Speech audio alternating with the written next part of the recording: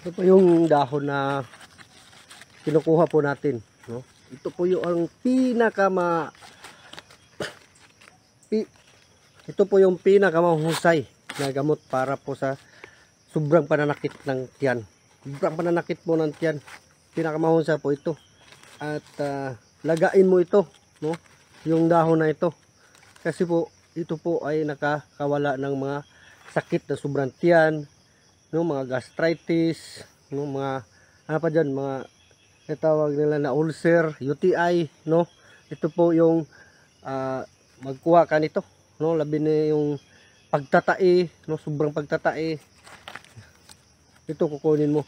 At saka kuha ka ng ito, yung pong balat. Yung balat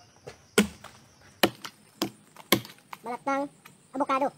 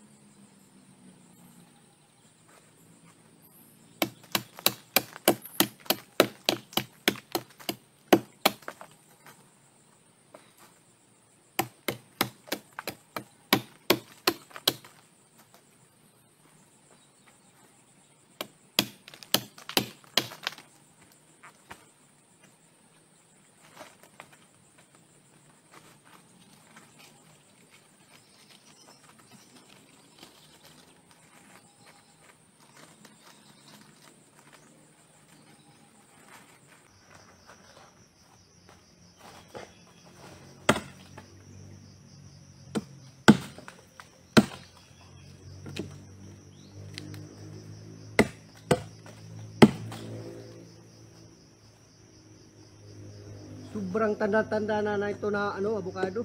Mga ilang taon na kaya ito, mga 70 years o 80 years na ata. Sobrang tanda na nito.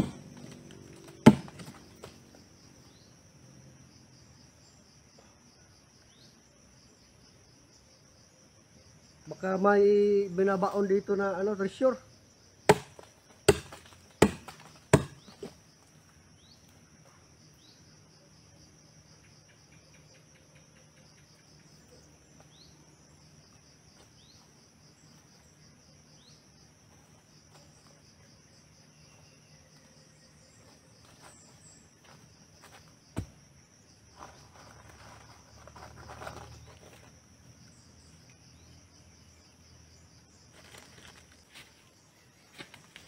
Ito na. Nakuha na tayo na dahon at saka yung balat ng malagkit na avocado. Dapat yung pong malagkit na avocado. Okay naman yung hindi malagkit. Yung tapol, mga ganyan. Okay naman yun. Pero ito yung pong pinakamabisang herbal, no, na gamot para po sa gastritis, mga sobrang pananakit ng tiyan, mga UTI, no, mga yan, ulcer, no, basta yung sobrang pananakit ng tiyan mo. No, ito po ang lunas, no. Kuha ka lang ng dahon na mga na nahuhulog mula sa itaas, mula sa taas, no. At magkuha ka ng balat ng malagkit na avocado. Ito po yung talaga, no, pinakamabisa talaga na gamot sa sobrang pagsakit ng tiyan, no. Para makita mo ba na para ka nang mahinamatay, no, sa sobrang sakit ng tiyan. Ito po yung lunas, sobrang pananakit ng tiyan. Ate, kasi madumi po ito, kasi galing po ito ng palupa, no, kasi nalalaglag po ito, kaya kailangan mo itong hugasan ng maayos tulad dito, mga ganyan.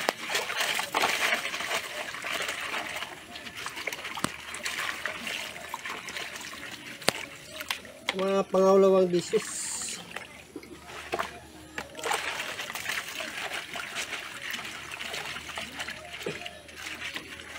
Kailangan mo hugasan kasi inumin natin.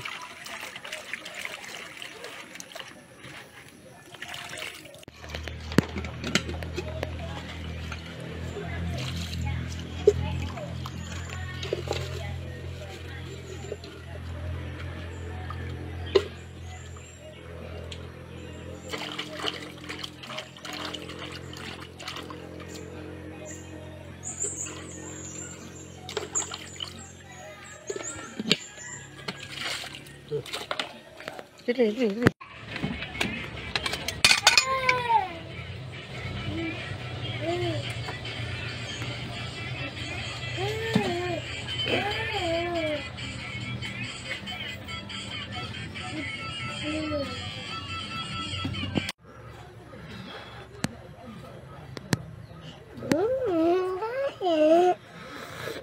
Ah. Nice, sarap. Hindi mapait, masarap talaga, masarap. Sobrang sarap. Di siya pait.